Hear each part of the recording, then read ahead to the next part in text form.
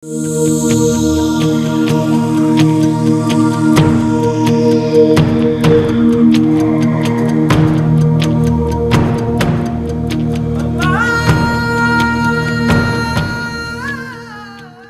we honor those who gave their lives for our freedom and those who tirelessly serve our nation today.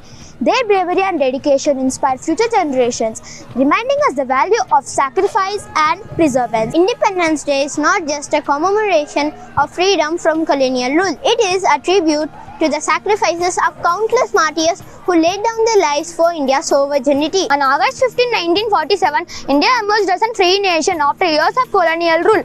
It is a day of reflection, gratitude and celebration of journey our country has undertaken since then. It is indeed a glorious and auspicious occasion for all of us Indians. What we celebrate on Independence Day is the fact that we are a part of a great democracy. Independence brought with it a sense of responsibility. We must all work together to create a society where all social evils like illiteracy, poverty and discrimination are eradicated. This day teaches us the power of unity. It is a day to recollect the memories of our freedom fighters who have dedicated their life for the sake of liberty. Mahatma Gandhi, with his unwavering commitment to non-violence, Netaji Subhash Chandra Bose, who called army resistance for our country, and Bhagat Singh, whose courage stood as a beacon of hope for many countless Indians. As we hoist our national flag and sing the national anthem, let us remember the struggles and achievements that have shaped our nation. Independence is not just a celebration of our past. It is a call of action for our present and the future.